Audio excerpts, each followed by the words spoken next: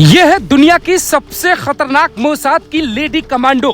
एक सेकंड में तोड़ देती है 206 हड्डियां, बना देती है चूरमा। बड़े बड़े सुरमा हो जाते हैं फेल। मॉडल जैसी दिखने वाली कमांडोज को देखकर ईरानी सैनिकों की पैंट होती है गीली।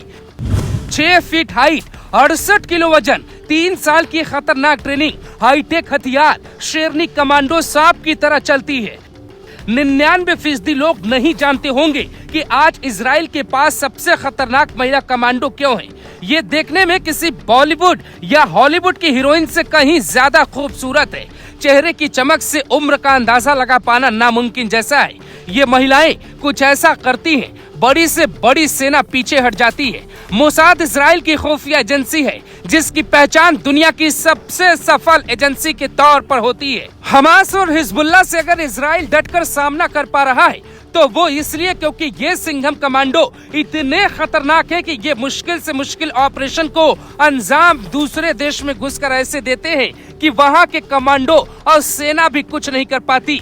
इजराइल की सड़कों पर महिला कमांडोज की फौज दिख जाती है। इन महिलाओं की कामयाबी को देखते हुए इजराइल सरकार ने महिलाओं की एंट्री के लिए सेना के दरवाजे खोल दिए। साल 2011 के आंकड़े के मुताबिक इजराइल डिफेंस फोर्सेस के 88% पद महिलाओं के लिए तय किए गए। 18 साल में इनकी भर्ती सेना में होती है।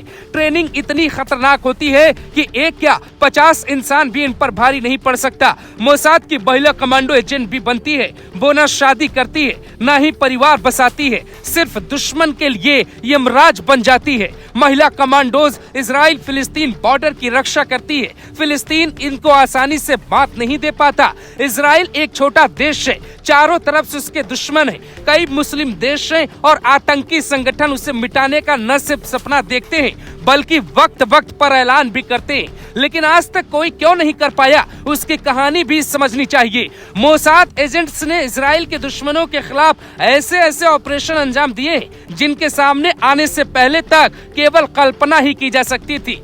जितना ज्यादा खतरा, मोसाद के एजेंट उतनी ही सफाई से अपना काम करके निकल जाते हैं। 1949 में औपचारिक रूप से अस्तित्व में आने के बाद मोसाद ने दुनिया भर में एक से बढ़कर एक घातक मिशन पूरे किए। इजराइल का सबसे खतरनाक ऑपरेशन थंडरबोल्ट कहा जाता है। इन महिलाओं को इजराइल कई तरह से सेना में शामिल करता है।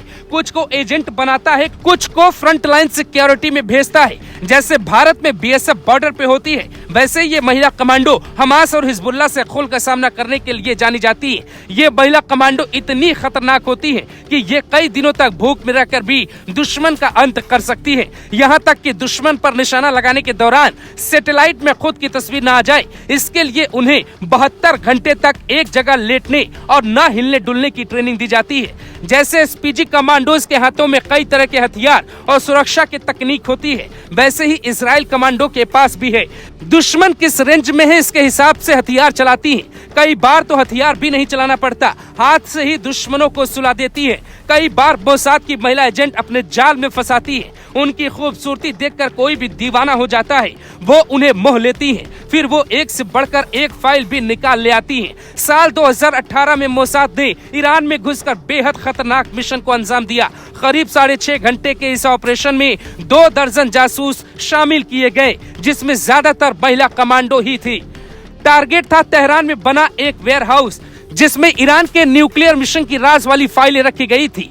31 जनवरी की रात तकरीबन 10:30 बजे मोसाद एजेंट्स ने अलार्म सिस्टम को तोड़कर वेयरहाउस में एंट्री ली। वेयरहाउस को खुफिया रखने के लिए रात के वक्त गार्ड्स तैनात नहीं किए जाते थे। इसी का फायदा मोसाद ने उठाया।